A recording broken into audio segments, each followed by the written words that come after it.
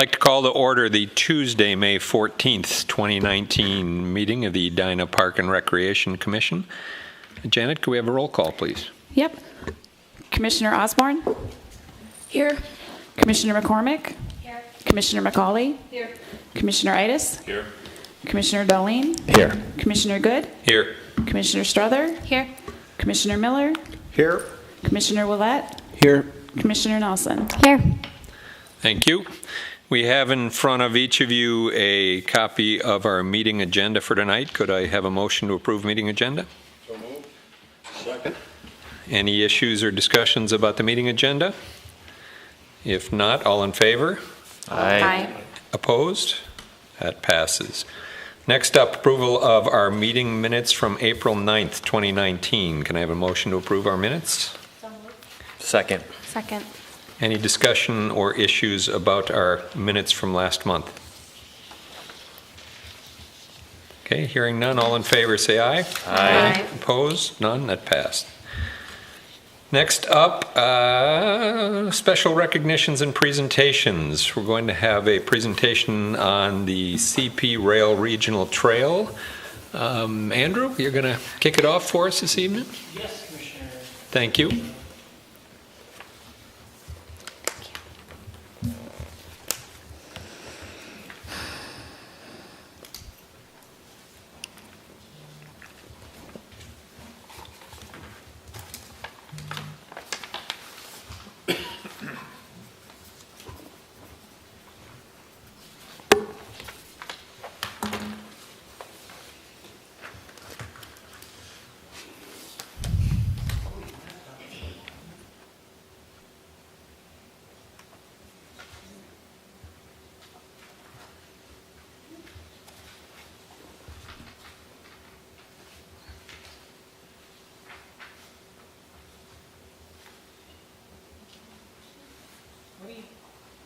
Sorry, the screen isn't blank here.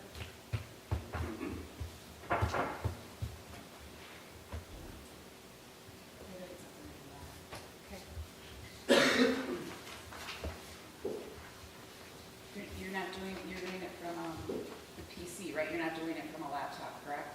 Correct.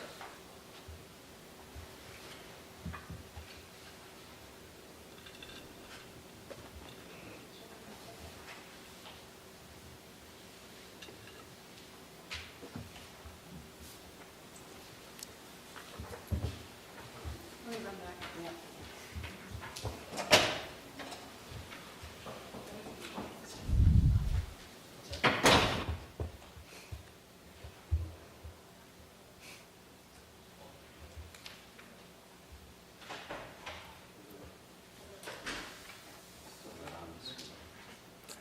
We can see it.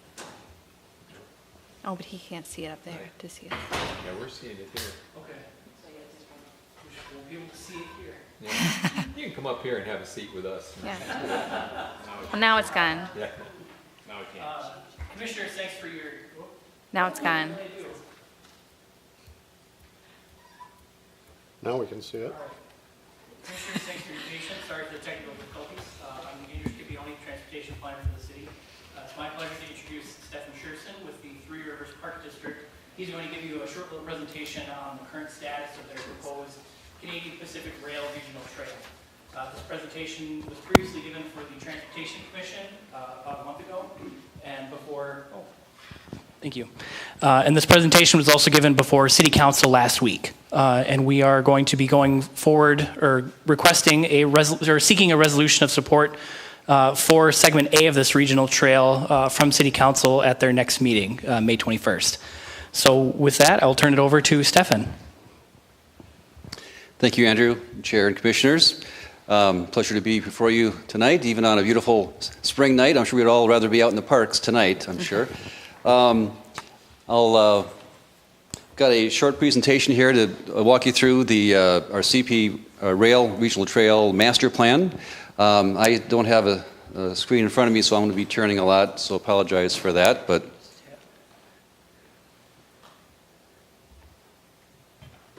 You want to talk on that? okay, cool. Or I can just click too, I suppose, like this. Okay, I'll just hold that. The CP Rail Regional Trail ultimately is going to be 21 miles long. It'll stretch from the Minnesota River in Bloomington and connect all the way up into Crystal at the north end. The trail, or master plan, was divided up into 6 segments. And our plan was to finish the complete master plan sort of segment by segment. This is a large, obviously a very long and long trail that will cross through many jurisdictions. And the area that we first focused on was segment A, the segment between the Minnesota River and our 9 Mile Creek Regional Trail in Edina here. The other segments are broken down basically where they intersect other regional trails. So as we do segment by segment, we'll have logical ending points for each segment that we do. As I mentioned, we're focusing on segment A, and we did a more detailed route analysis for the trail in Edina because most of the trail, 5.7 miles of it, in Bloomington, it already exists from the Minnesota River on up to basically 494. So from 494 on up, there's a little section of Bloomington in there, but most of it is Edina. The 1.3 miles in Edina specifically, and we expect the cost for that trail to be designed and constructed to be $2.735 million, and that will be a cost that Three Rivers Park District takes on.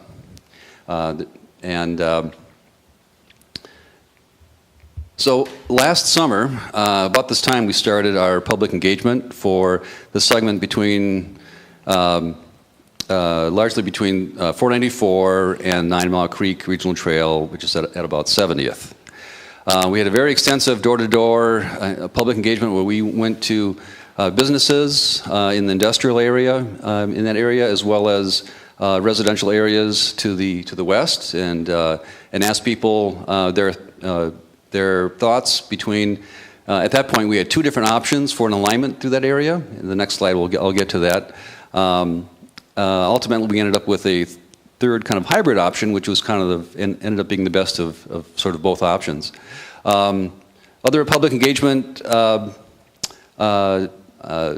items that we did, we had a project website on our Three Rivers website, where people could comment. We had an online survey. We had an interactive map tool where people could place comments right on the map if they had a particular spot that they had a concern about or really wanted to make a comment about. They could have a geographical sort of pin, or they could make a line and have a comment that we took on. We had several social media posts and press releases as well about our public engagement. We really were looking for people's preferences on the 2 alignments and what they liked and didn't like in regional trails. Ultimately, 3 routes were analyzed, and we looked at cost, of course. We looked at potential funding streams for the different options, how direct the route was. Regional trails we try to make as direct as possible. Access to residential areas as well as access to employment areas. And also we coordinated with Edina engineering staff in terms of where the city's plans for pedestrian and bikeways were planned to try to dovetail with that. Here are the routes. The red and the yellow lines represent our first 2 options that we really started out on. So starting at the south end, really at Bush Lake Road and 78th, one option was to go over the railroad track at 78th and up Cahill up to 70th and connect. The purple line on your screen is the 9 Mile Creek Regional Trail. The other option we considered at first was the yellow line going up Bush Lake Road to over on 74th, up Ohms, and connecting at the corner with 72nd. Both options had their pluses and minuses. The yellow option obviously had a good connection to employment area there, the industrial area. We saw a lot of people in the summertime outside walking during their lunches and so forth, and we got a lot of comments about the desire to commute via bicycle as well. Cahill was the other option, most direct. People were, I think, were already used to that route because it has bike lanes and it's the most direct route to get through. And also, the red route, or option A, obviously connects closer to residential areas, so people have easier access that live on the west side of this area. Ultimately, we decided that kind of a hybrid option was the best of both worlds. It connects, which would connect on Dewey Hill at grade, crossing the tracks. We would have a new pedestrian crossing on Dewey Hill of the railroad tracks. Down at 78th, it would require, because that bridge is as narrow as it is and very busy, there's no opportunities for adding a trail to that existing bridge. So we would have to be creating a totally new bridge over the railroad tracks at 78th, which would be very expensive. Not that it couldn't be done, but you know the cost of that was definitely a negative factor for considering option A. So a crossing at Dewey Hill of the tracks is much cheaper than building a bridge. It still would require some improvements of the crossing, but at least not a bridge. Other constraints on option C, B, and C, the yellow and green lines, were the traffic at along at Bush Lake Road and Edina Industrial. Is it Industrial Boulevard? I'm not sure a lot of traffic there, and we've included in our cost estimate to install a traffic light at that location to create a safe and more controlled crossing at that point to get to the south side of Industrial Boulevard and then cross at the light at 78th onto the blue line and over the bridge on 494. Another option for that area would be to stay on the west side of Bush Lake Road and stay on the west side all the way down to 78th. Wouldn't require a new light, but it would require probably some pretty extensive grading and retaining wall work along that property immediately adjacent to the west. So cost-wise, actually, it's kind of a wash there. That sort of decision would be fleshed out during the design process.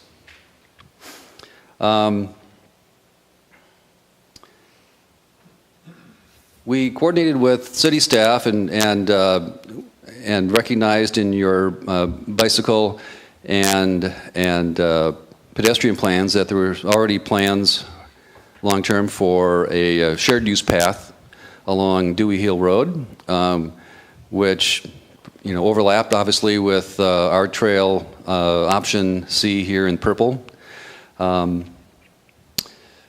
Our trail, maybe I failed to mention that, would be an off-road, 10-foot wide paved trail. It's not on-road bike lanes. It would be separated by a curb and would be 10 feet wide and would have 2 to 3 foot clear zones on either side.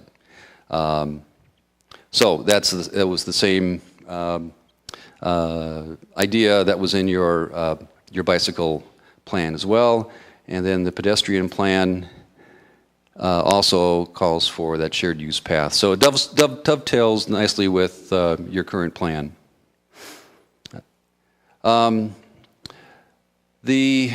we're at in the process right now is wrapping up the public comment and approval process for segment A. We're soliciting the resolution of support from the City of Edina and also Bloomington, which we hope to get next week. After that, we go to the Met Council. These master plans are approved by the Metropolitan Council, and once that is accomplished, then we would take it back to our board for final approval, and then we're set for to build it.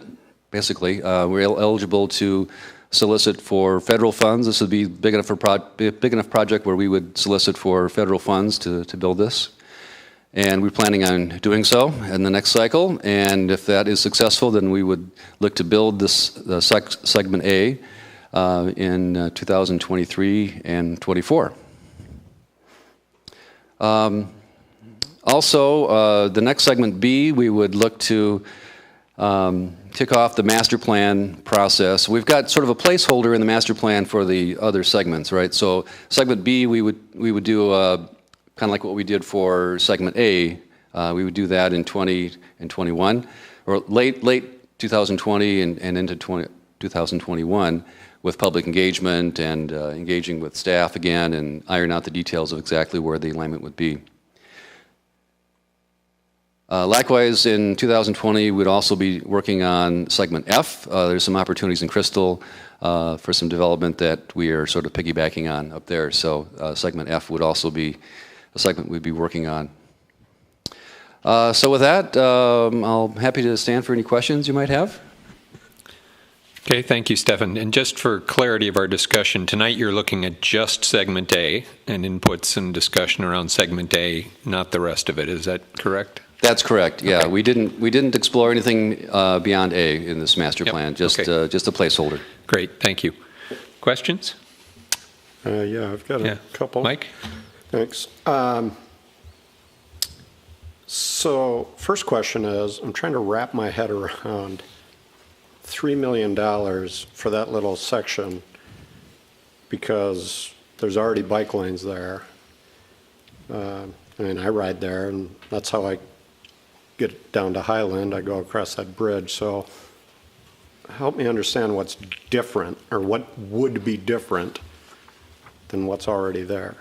Well, much safer crossings, a much safer route, and you can be off-road as well. Currently, you've got on-road bike lanes, which is fine for a lot of bikers. Some cyclists and pedestrians would prefer to be not on the road, and this would be, again, 10-foot wide paved off-road trail. We would make improvements at the crossing. Well, actually, up at the north end, if I could go, just allow me to go back here.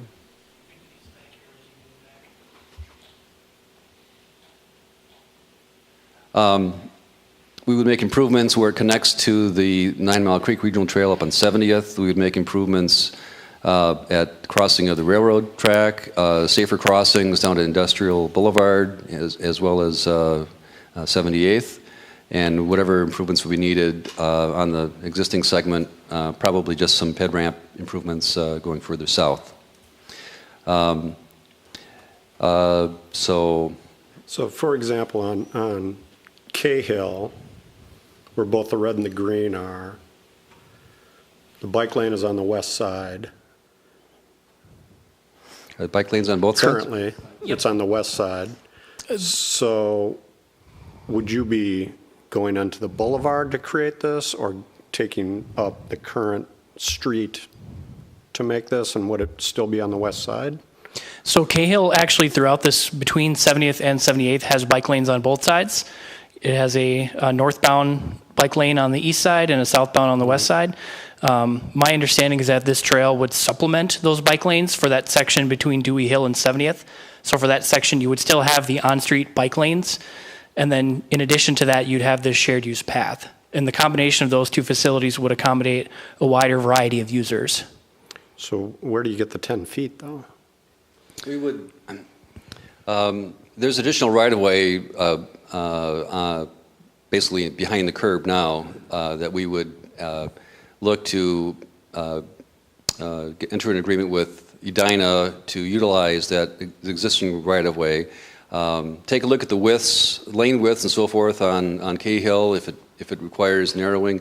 Part of the cost too is considering relocating the curb. So if we can narrow the street, still meet standards, still accomplish whatever the city wants to accomplish in terms of bike lanes, use the existing right-of-way that's behind the curb now and utilize that space. We'd also, if we need an easement from the private property owners, we would solicit those private property owners for that easement as well too. It's Okay. not uncommon. And then the bridge over 494, how would that change? It would not, except for ped ramps. The current clear width of the path on the east side of the bridge is 12 feet. So with 2-foot clear zones, you got at least an 8-foot trail, which is kind of our minimum. There'd be improvements to the ped ramps to make them wider. We'd also add a section of trail that doesn't exist now between 78th and the bridge. Okay. All right. Other questions? Yeah, so what would it be constructed with? Is it like just pavement? Bituminous, blacktop. And then who maintains it? Edina? No, actually, I failed to mention that. It's a good question. This trail would be owned and operated and maintained by Three Rivers Park District. So we are the regional trail and regional park implementing agency for suburban Hennepin County, outside of Minneapolis, and actually Bloomington is their own implementing agency as well too. So like 9 Mile Creek Regional Trail is ours, and we are maintaining that, and including future improvements that might need to, as far as long-term replacing of the materials. Thank you. On the maintenance, I think on the 9 Mile Creek Trail, you don't maintain it in the winter. Is that true? Or will it be cleared in the winter for people to use? Maybe Andrew has more information than I do, but typically we leave it up to the cities in which the trails go through to determine whether they want to open them in the wintertime or not. We just ask that you apply for a no-cost permit, and we allow the cities to maintain the parts of the trails that they wish. In terms of this section, I guess that would be a decision that city staff would have to make, or maybe Andrew has information on that. Yes, that's correct. So with the 9 Mile Creek Regional Trail, initially no agency was going to be maintaining it during the winter. However, after it was finally completed, based on the number of comments and requests that the city received from residents, we did eventually decide to maintain that facility through the winter. So that's the 9 Mile Creek Regional Trail. I would suspect that we would go through a similar process with this segment. We would go through construction first and probably not maintain it for the first winter, and kind of leave it up to the residents and council to direct us whether or not they would like that facility maintained in the winter as well. I would add that through a public engagement, we did hear that people would like to use this route in the wintertime for winter commuting. Obviously, crossing 494 is a major obstacle for pedestrians and bikers, and this would be one of the few opportunities. So we expect that there would be a pretty good demand for wintertime maintenance. Right, yeah, I would think so too, especially with that area with all the businesses and so close to the residential. And so does Edina then maintain the 9 Mile Creek Trail for their section in the winter, or is that something that you're maintaining? Correct. Or who's maintaining it? The city's maintaining 9 Mile City Creek is, okay. only in terms of snow plowing during the winter. Yeah. Okay. And then Richfield's maintaining their section, and is it Minnetonka or Hopkins? So it's a coordinated effort with the cities. Exactly, Okay. yes. Okay, good, thank you. Matt? So you started, Michael's question led to the first one that I had, but then I had another question out of it, was how are you going to get the pave for the 10 feet? So if you're going to go to private properties and ask for them to give you land, is budgeting for dollars that's going to cost part of that $3 million easement or $3 million budget you have currently, or is that going to be additional funds? The cost for easements would be part of the project costs, and I'd have to study our cost estimate in a little more detail, but in areas where we suspected that we probably would need easements, we've already allotted for that in the cost estimate. Okay. Obviously when you get into design, there's other issues that happen that are unforeseeable at this point. But in areas where we suspect at this point we need them, we've accounted for it in the budget. Okay. Or in the cost estimate. And then the Cahill and 70th area, I'm not sure where that's at in terms of the work plan. I know that that's up for City Council to discuss in terms of some redevelopment there, but currently as it sits right now, it's pretty steep, especially at that corner of Cahill and 70th. So would this be then added into potentially that work plan to discuss? Because, I mean, you're talking 10 feet from that curb. If I'm not mistaken, that'd be going down a hill pretty quick, so right there at that corner. So I'm just wondering if we need to have, or that needs to be considered when we're talking about that redevelopment area, especially since this is looking to be in 23-24, which I think the redevelopment plan is supposed to happen before that. Commissioner, am I understanding correct? You're referring to the 70th and Cahill small area plan? Yeah. Okay. Sorry. And no, that's all right. And are you, that steep section you're referring to, is that on 70th? I'm thinking of like where the Dill or No Dill, the sandwich shop right there is, Sure. and stuff like that. So, right off the corner there, as it goes down back to like where the Domino's and the SA's driving school is it's just kind of very steep right there. So, in 10 Right. feet, I think would. So I'm just wondering, are you thinking about, when I heard you say retaining walls and things like that, is that what you're thinking, or is the small area plan going to be inclusive of some sort of path going through it? Sure. So retaining walls are an option, similar to what Stefan was talking about on Cahill. We also could look at possibly bringing in the curb line on 70th and narrowing the road to make some more room for that extra 10 feet of path. But those will be considerations that we'll have to, Three Rivers and Edina will be looking at as we get further along in the final design of the corridor. For that section, we did include a cost for retaining walls. It was recognized that along 70th there that we would likely need an easement and as well as retaining walls to retain the trail. You're right, that's a very tight area there. There also is an opportunity, I'm not sure how that development is shaping up, I haven't seen that, but there also would be an opportunity to have a slightly different alignment in this Sure. area and connect to see the loop of the 9 Mile Creek Regional Trail, the south end of the loop there. Mm-hmm. Depending on how this area develops, there might be an opportunity to go through that new development and connect to the lower portion of the trail at that point and avoid 70th altogether. Okay, cool. And then just two more things. One, you talked about the schedules A, B, and F. What happens if C and D and E don't pass? Because then I think you lose the connectivity of the path, right? Yeah, well, at least they would end at regional trails, so there would be logical, termini for each segment. But we've got very good support in St. Louis Park and Golden Valley and Crystal. They are in support of the trail. They're aware of our search corridor through this area. And actually, this search corridor is approved by the Met Council as well, too. So there's already momentum for the trail. I think it's just a matter of figuring out exactly where. Okay.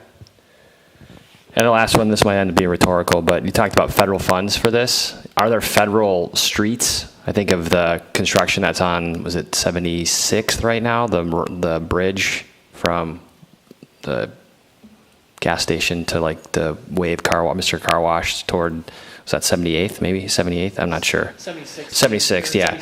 So I don't know, is that a bridge federally owned or something or maintained, or is there federal funds in that? So is there an opportunity, because instead of going all the way up to Cahill, you could connect over 78th and then go through like where Red Savoy Pizza is and stuff like that, like where Fred Richards is actually. Is that another option that we have if the federal funds are being used? Is there federal streets that are being used or opportunity for federal streets? I don't know how I'm over my ski tips on transportation and streets right now, so. Sure. So the bridge I believe the bridge you're referring to is just sorry, shown right in this 77th, graphic yep. here, 77th and Edina Industrial. Yep. That bridge poses a similar problem to the bridge on 78th here that Stefan mentioned earlier, where there are pedestrian facilities on the bridge right now, but they're subpar as to what we would prefer to see in order to accommodate a 10-foot wide trail with adequate clear zones and things like that. That bridge is a MnDOT bridge. That's a state bridge because it goes over Highway 100. So that would be that bridge is their responsibility to maintain, basically. Okay, thanks. I would also add that none of the facilities are that where we use federal funds to build, they're not owned by the federal government either. They're just, there may be some restrictions or some guidelines in terms of construction, but facilities would all be owned by Three Rivers Park District, including the bridge over 100 that you see on this map here as well, too. Yeah, I just thought from selling it to the requesting for federal funds, if you're using federal facilities or federal streets, would it make it a little bit easier to sell? That was my reason for my question. Thinking about that alignment, now that you've put the idea in my head, thinking about some impacts to, or kind of some reasons why not to go on that alignment as opposed to option C, what's shown here, is if if the trail were to go along Edina Industrial and connect to the 9 Mile Creek Trail just south of Lake Edina, that would require having to stop at 1, 2, 3, 4, about 4 traffic signals, as opposed to this alignment here would only have to go through 1 current signal and possibly 2 signals in the future. And ultimately, our goal is to get north up towards Crystal, so we'd like to go north on the 9 Mile Creek Trail, so this would be more, any of these options would be more direct way to get there as well. Other questions? Just, I'm curious, it's called the CP rail line. Does it have anything to do with the railroad or the rail line Good that's question. currently there? No, nobody really likes the name. It's likely that the name will ultimately change, but that's a whole nother process. But nothing, naming things is difficult, but no, it was just our current name for the surge corridor because it generally parallels the CP rail, but it has no association, no connection with that corporation. Okay, thanks. So the only comment I had was just looking at going up Cahill Road, again, very busy road there, and I'm thinking of the likely bike movement to the west on Dewey Hill. Is there an opportunity as you're developing this to think about putting some kind of a crossing there across Cahill? Because I think people will come out Dewey Hill to get to this. So maybe there's a way to think about putting a safe crossing situation there as well. Because with that current traffic triangle, that can get a little messy with cars coming all over the place. And I just think it might be a thought to think about how we provide a safe passage onto Dewey Hill going west and then coming east onto the trail. That's a good point. We'll keep that in mind. That is a major intersection, and seems like a logical spot for some added safety crossing measures. Okay, so we're in a position as a park commission. We're being asked to provide input to the city council as they're seeking the Three Rivers Park is seeking a resolution of support. So maybe just quick comments as we go down. Corin, if we want to start with you, doesn't have to be in depth, but just thoughts about providing insight or support to the city council. I think that the only concern I have is it seems like a lot of money, but this is not my area of expertise, so I'm going to trust that you are looking at that from the right perspective.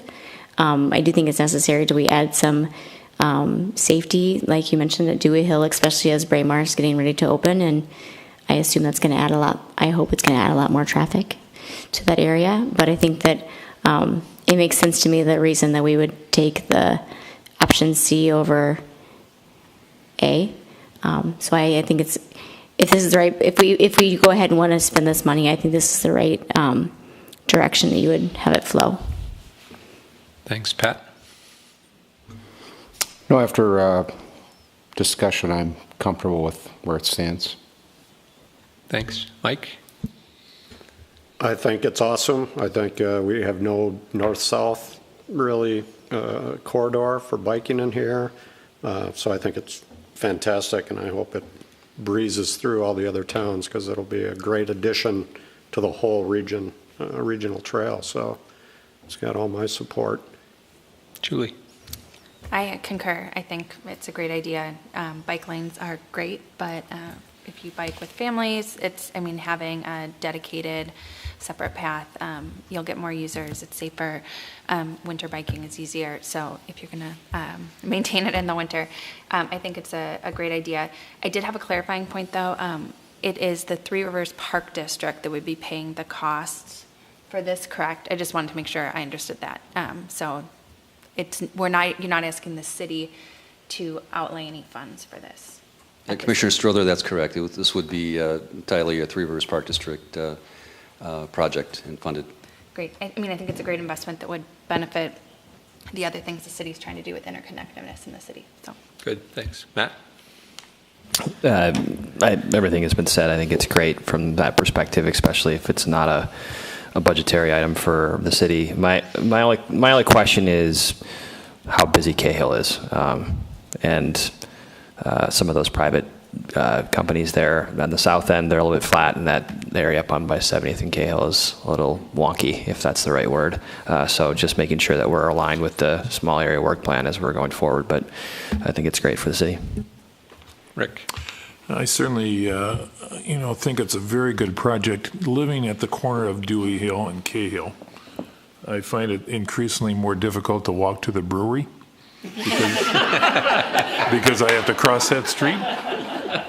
So, short of putting a light up there, I support the whole project. Eileen? Is the walk more difficult there or going home? It's an easy walk home. I think anything that makes biking safer is great. Somebody made the earlier point of biking with families. Yeah, it's tough on the road, so I think it's a great idea. Brenda?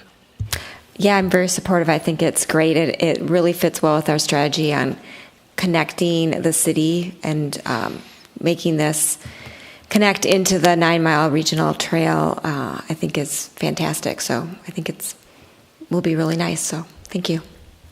Aiden? Yeah, I think the increase in interconnectedness and accessibility for the people in the area is great. Bryn?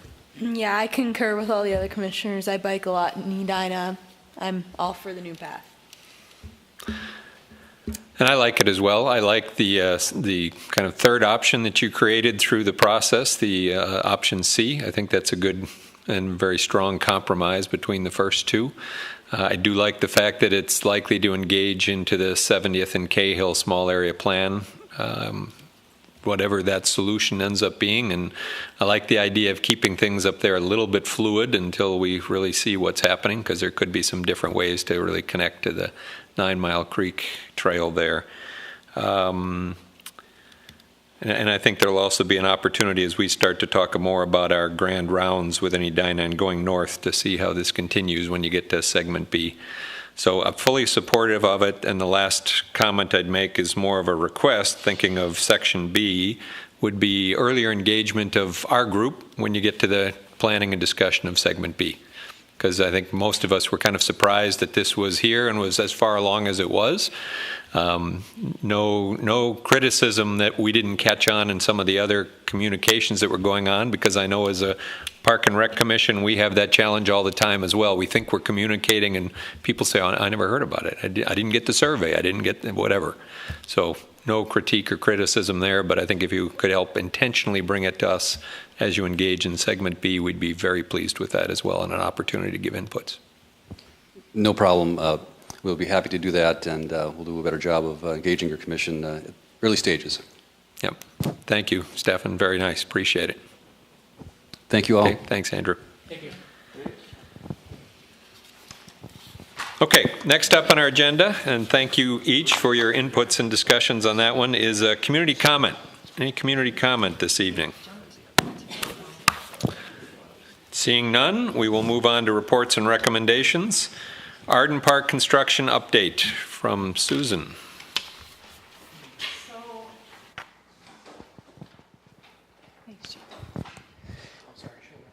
So I have a very brief update on the construction at Arden Park, and it's actually a video.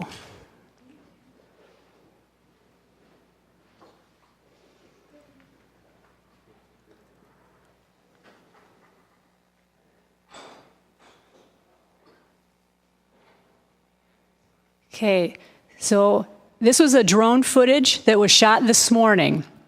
So this is the north end. We are heading south.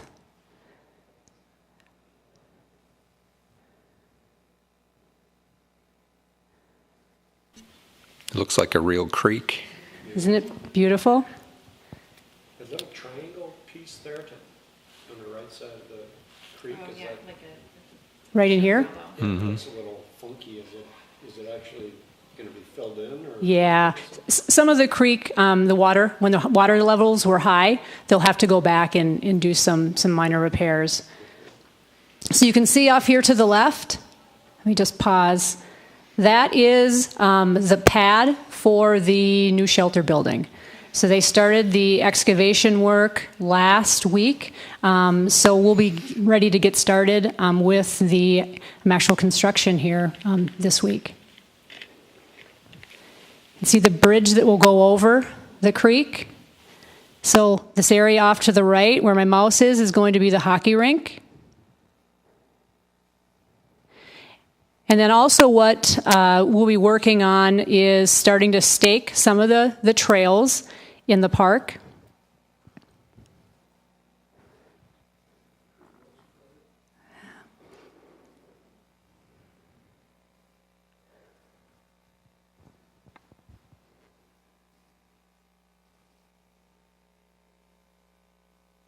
It's been really wet, so we've had to let some of the soils dry out before some of the work could be resumed after the break.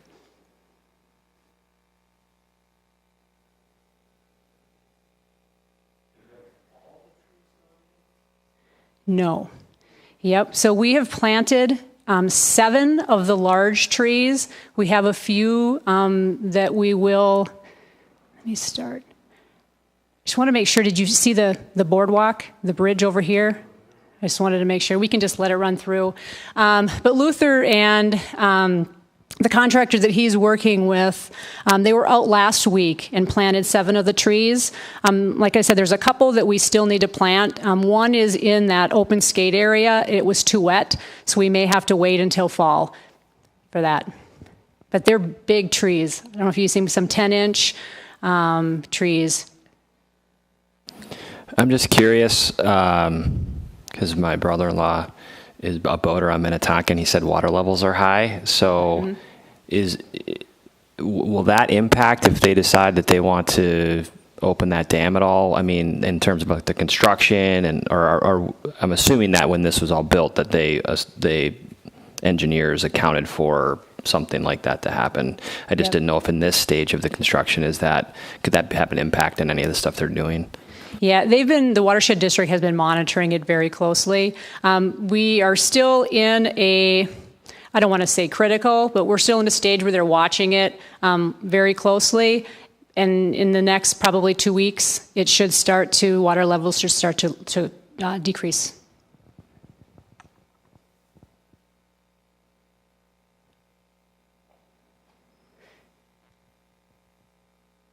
Susan, it looks like the willow trees were left up right there, right? Yep, the willow trees are still there.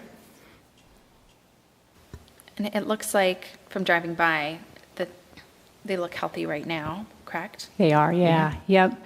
We're still having some issues with our residents and people trying to access the park. We're trying to re-put some of we've blocked off the path there with some like construction fencing. So we've been communicating with the residents that the park is going to be closed through the remainder of construction. The last part of the whole process is going to be the playground, and then we'll have to do just some of the final trail work near the playground. So that will kind of wrap up at the end of September. So the next few months will be that shelter building. It will be the trails. They'll continue to work on the stormwater swales, and then all of the planting and landscaping. Are they accessing the park just because they want to see what it looks like? Is that what is? Yeah.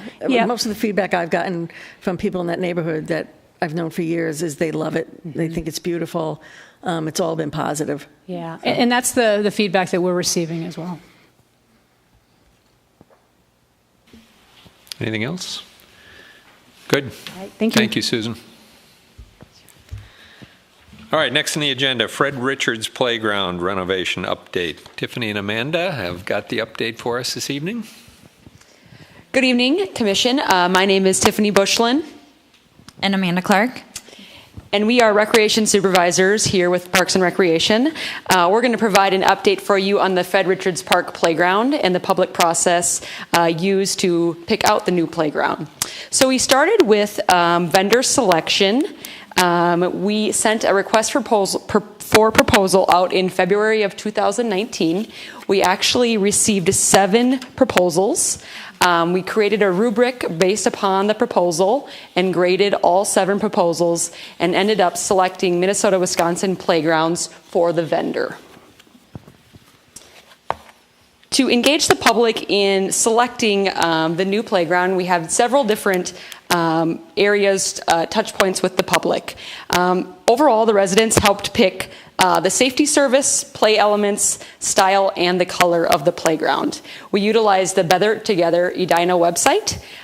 We had an open house on April 10th. It was a snowy day, but we ended up having some good attendance anyway. We had 2 different design surveys. The first one was out in the beginning of April, and we actually had 106 participants. And the second one actually just closed last week, and we had 92 participants for that. A cool thing that Amanda and I got to do in this process is we got to visit the Cornelia Elementary School with both surveys. We brought both surveys along. We visited the school twice, and we let the elementary students take the surveys. It was a really cool project to see what the kids got excited about. So that was a really unique piece that we added to this public process. So as you can see, we had 106 participants in the first survey and 92 participants in the second survey. So we were very happy with the amount of feedback that we got. And in your packets you saw the different surveys and the questions. So ultimately the residents and the survey takers and the elementary students decided on a wide variety of different play elements, colors. The final design is ADA accessible. The site at Fred Richards does not have any parking, but there will be an accessible path to the playground. There are several different inclusive play elements within the design. There is an adaptive seat swing. There is a chimes music feature. There's a sensory dome, which had overwhelming support in the survey, as well as a seesaw. In addition, there are a belt swing, 4 different slides, and a variety of different climbers that the elementary students had some intense opinions on. The first survey we incorporated, they decided that the engineered wood fiber was the safety surface that was preferred. They also decided the sensory dome, seesaw, and a variety of slides were extremely important to them. With the second survey, we narrowed down the color choices, different climbers, and having a curved slide instead of a straight slide. So overall, this playground will be a very challenging playground for older kids, but also a fun and safe playground for the younger kids as well. It'll be a great addition to the park and the neighborhood. So as you can see, here is a little photo of this is the concept. In addition, you can see there is a sensory dome on the top right. This is a expression swing. And that's the adaptable seat, and another person can sit in the belt swing across, so it's really a cool, fun swing. And then the inclusive play feature of the seesaw. And then this is the color choice. And the color that you're seeing here is what was chosen, so that will be the color choice for this playground. So overall, it's 5,230 square feet of play space. The equipment installation will be $120,000. The next steps for the project are, upon council approval in June, we will be purchasing the equipment. And the goal is in September and October to install the equipment, which will take 1 to 2 weeks. And then in late fall, having the playground open to park users. So, does anybody have any questions of us? Do you want to put this up? Yeah, we can show you. Janet, can you put this up? Can you remind me where it's located in the park? Sure. Yeah, so it is, what is... This is Park Lawn. So here's the street. So Park Lawn's here. No, this is the street. This is the water. It's on the east, kind of the east entrance into the park, right off of Park Lawn. Okay. Yes. Water. Here we go. Okay. It's near the entrance of the old kind of Lake Edina trail, right in that area. So it's the old, 9-pole tee box.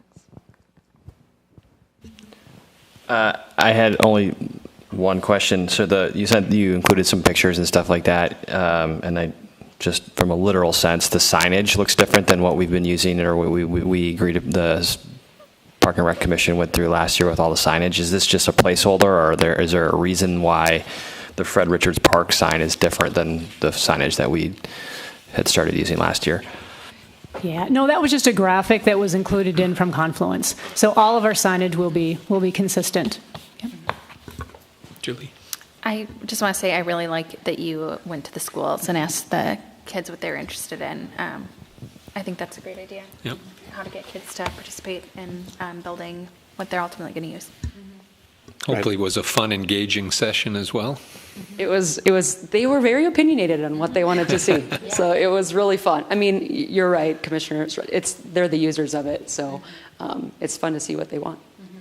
I second that, though. That's very, very smart, and I think probably should be done going forward. I took the survey, and I felt kind of, I don't know, guilty at the end of it. I'm like, who cares what I think, you know?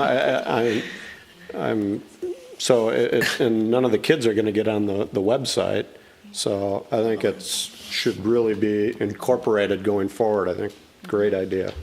Yeah, that's one thing we decided when putting the survey on the website is we allowed people to take it more than once, and for that very reason, we wanted families to take it together. So we need to continue to tell people that that's the option so that they can take it with their family. Oh, sorry. One more thing about the timing. I'm just curious. I get spring, summer. That's when a lot of people use these. But then also when you think about if you guys are going to do construction September, October, we get in November, and then that playground sits to the elements of our fantastic Minnesota winters. Is there an opportunity to maybe do, or because of freeze we can't, to do this in February, March, so that it opens relatively unweather scathed for summer of 2020? I'm not trying to put the project off, but I'm just thinking from a maintenance and longevity of the equipment. Yeah, so we would have to do the concrete work around the container and under the safety surface. It would have to be done in generally May through October would be the months. Any other questions? The only other thing I had is I know when we first started to look at a budget, we said based on how much the playground cost, we might have an opportunity to add some shelter space to it. Where did we end up with that? Do we know at this point? Yeah, so on the diagram, you can see to the kind of the bottom right, Yep. That's a placeholder for the shelter. Okay. We're still working with our consultant on kind of fine-tuning the cost estimates. If there's any way that we can afford in our budget to include that shelter, we're definitely going to do it. Good. We should know more here in the next few weeks. Okay. Corin? Yeah, can I ask just one quick question? And I don't want to open a can of worms by any means, but knowing the feedback that we had from the neighborhood that this park is in around parking and safety, even just walking across the street, are we doing anything with the traffic to add any form of crosswalks or anything? Or are we getting, besides the feedback on the actual structure, the very vocal neighbors that we talked to that were super concerned about safety and parking, are we looping them in or just going to let them find out? So we have had some conversations with our engineering department on that crosswalk across Park Lawn. Corin, is that what you're, yeah. Again, no decisions have been made. There is street parking that's available. I don't know how many spots, but you're right. That is a concern. It's a fairly busy road, and people sometimes are driving a little bit fast around those corners. So we definitely want to consider that. Even just the one that we just put up and over right behind this building, that's the flash one that you push. I don't know if that's been helpful to others. It's helped my family, but I think even just that flashing, because people know a flashing light, they know what that means, and they're more likely, not always, but more likely to stop. I just know that's a very busy intersection, especially at the hour of, the 5 o'clock-ish hour, which is also when people are oftentimes, especially because Cornelia is a school that's close to there. I mean, they do get out of school earlier, but there's a lot of kids that are in after-school programs. So if going to the park closer to 5 o'clock, I just want to make sure we're being really careful on that, on the crosswalks there. Thank you. Good. Thank you, Tiffany. Thank you, Amanda. Appreciate the update. Okay, next on our agenda is our park work plan update. We did have a chance to discuss most of these with the City Council in our work session last Tuesday, so appreciate all of you that were able to join and participate in that. But thought let's just kind of keep it on our agenda and go through our different items here to see if there are any additional updates or anything to just, in essence, include in this particular public record. Or any feedback that you want to share with the rest of the commission on what we heard on your particular item from last Tuesday. So initiative number 1, Matt, anything on that one to add? Chair, it was chair a commission for a public facility in the Grandview area. Yeah, I think for the ANSIs.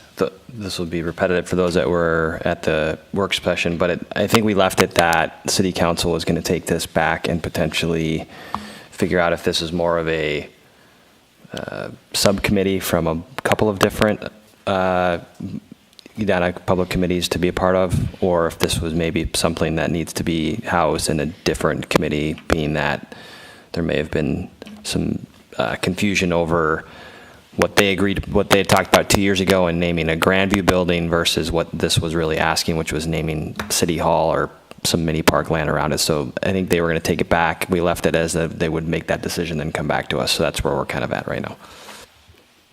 Okay, thanks. Initiative number 2. Anyone have anything on that?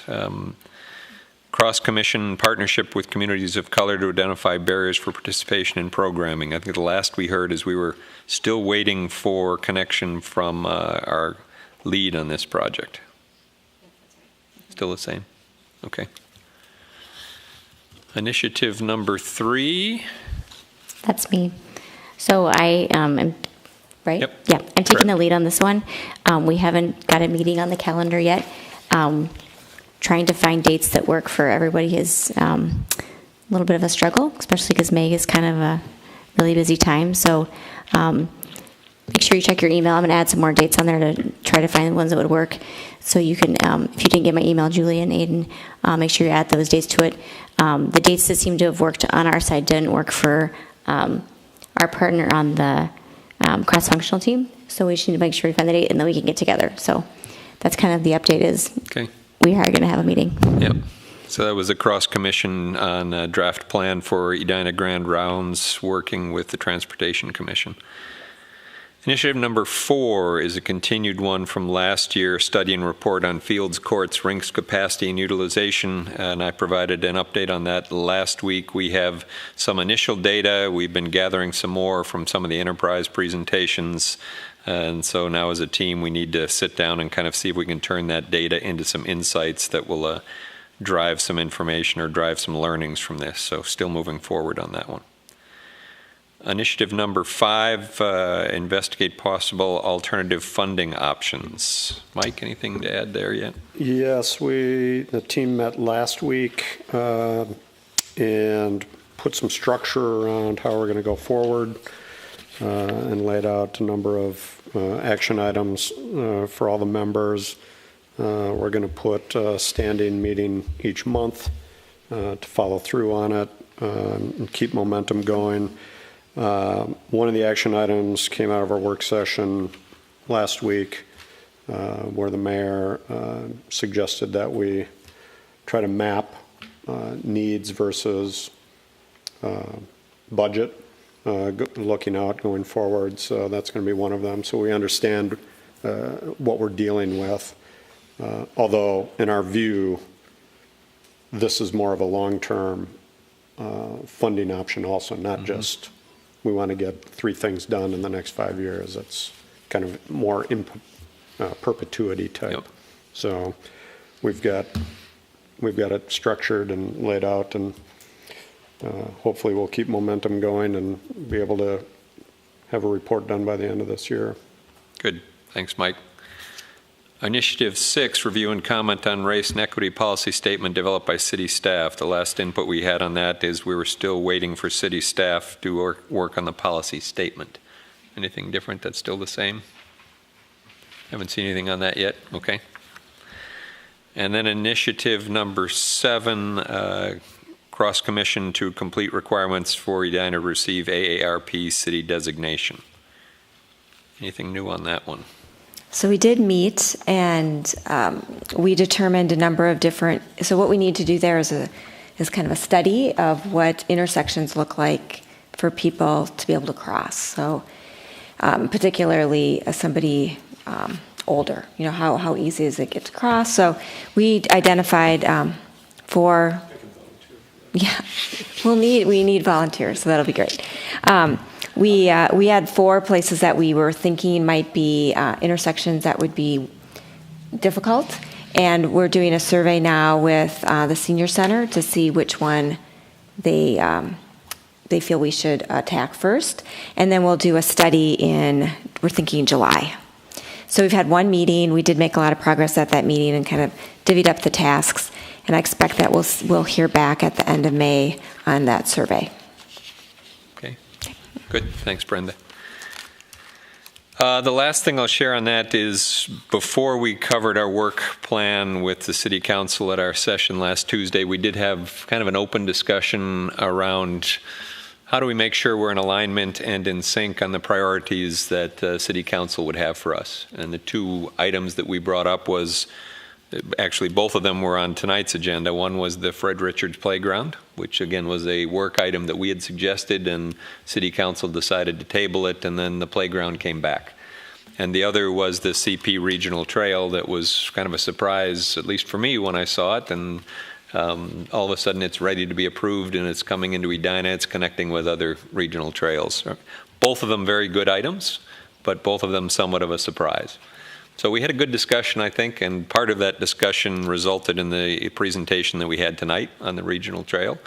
And I think we just built a little bit of alignment and awareness that we'd like to make sure that we stay in sync with where the City Council wants us to go. Yes, we are an advisory board, but we're also a very passionate one that wants to stay in touch and in tune. So I think it was overall a good discussion. I don't know if any other commissioners that were there have anything to add about that. Hearing none, we will move into chair and member comments. Any comments from commissioners tonight?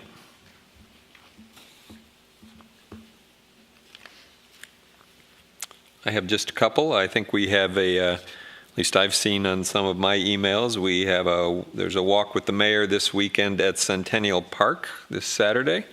So if you want to get out, and are the new bridges in place and everything complete, Susan? Not quite. Not quite. Can't quite cross all those bridges yet. Yeah, they're very close. All of the concrete work, kind of painting, landscaping, they're going to be wrapping up in the next week or so. Unfortunately, there's a 2 to 3 week delay on the railings. Okay. So we're going to put up temporary railings to make those bridges accessible. I don't know if it will be by Saturday, but if you haven't seen them, they really look nice. Yeah. Good. Big improvement. Good. You have in front of you as well with our agenda and packet today a copy of the presentation we had last month on preliminary results for Park and Recreation Enterprise Funds.